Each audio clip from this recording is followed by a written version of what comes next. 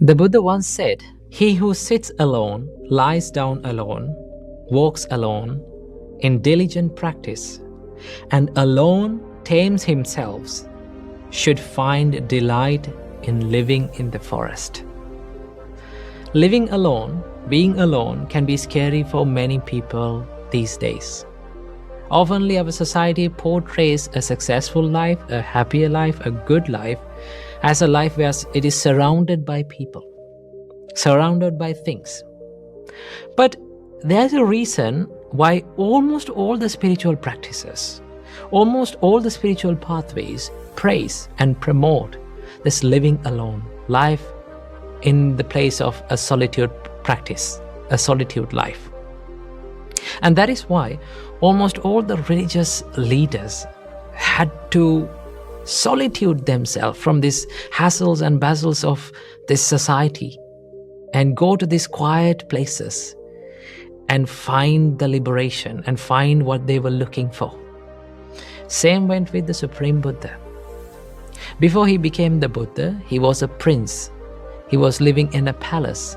He was indulging himself with this sensual pleasure, and then he understood, indulging in this sensual pleasure doesn't help me to find what I'm looking for. So what he did was he left the palace and he went from one forest to another, meditating, finding this peace, this ultimate peace, right? So living alone can be a blessing. It is a blessing when it is converted to a blessing, right? But living alone can be a curse as well for many people. That is why people most of the time they are scary.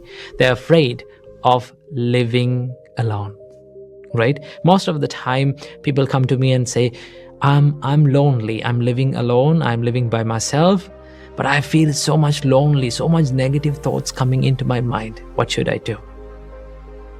That is what happens when you turn this loneliness into a curse.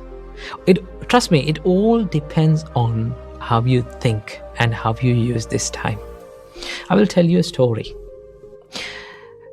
Prince Siddhartha, the Buddha, left the palace and he went to a forest.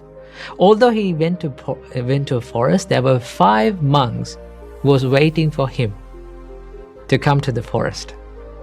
There were 5 monks who were helping Prince Siddhartha, the Buddha, with the meditation before his awakening. And then these 5 monks had this idea that only way to find the liberation is by giving this tortures and doing these hard meditations and harsh meditations and extreme meditations. So we call it Atta-Kilamatthana Yoga, which we can translate into English as self-mortification, right? Now, Prince Siddhartha left one extreme when he left the palace. That extreme is, the Buddha described this as the extreme of sensual pleasures, indulging in the sensual pleasures. That was one extreme. And then Prince Siddhartha came to the other extreme, where he practiced this self-mortification, giving these extreme and harsh meditations to the body. And then those 5 monks, they believed that this is the only way for the liberation. So Prince Siddhartha was practicing these meditations for 6 years. And finally he understood, this extreme, being in this extreme, doesn't help me either. So then he found the middle path, the middle way. And that is to live a spiritual life by balancing his material and spiritual life both, right? And that is why after that decision, he decided to take some food to his body. After a long time he had taken some food to his body, he grabbed his alms bowl and went on begging alms and find some food and had it. Now all those 5 monks had a lot of expectations on Prince Siddhartha, and then they saw this incident. And then they became disappointed. They said, "Oh, what a disappointment. We believed him. We had a lot of expectations on him. But look what now happened. He's taking food. Maybe soon he will go back to his palace and he will live a normal life again." So the best decision is to leave him. So what happened? All these 5 monks left Prince Siddhartha. And after this alms round, he came back to the forest, and he saw everyone had left. No one was there. Prince Siddhartha was alone. Then he found this perfect environment, perfect place to be focused more into himself. That was because he was all alone. Right? He got the opportunity to be by himself. Right? Focus more into himself. And one day, he sat under the Bodhi tree and he became awakened. He became enlightened. Right? So this solitude, when it is turned to, when it is used in the correct way, it can be a blessing for you. Right? And the same solitude can be turned into a curse as well. Right? Most of the people, they complain me about the loneliness. I always say to them, when you're lonely, your thought process generates a certain energy within you. Right? And that can be negative. Now let's say you are in this negative energy environment and a negative energy thought process. You all know in science we learn about, according to science, it says that energy cannot be produced or destroyed. Now you have your energy within you, but it is negative, right?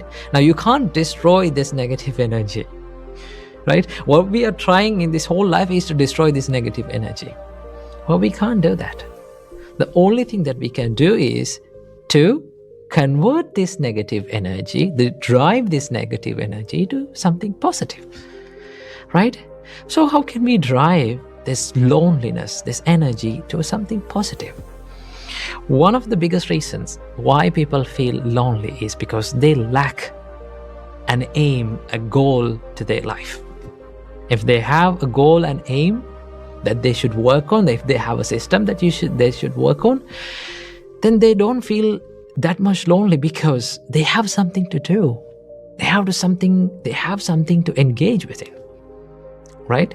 So this can go either, people can have either material goals or spiritual goals, but everyone must have these spiritual goals within themselves, no matter what life they are coming from, right?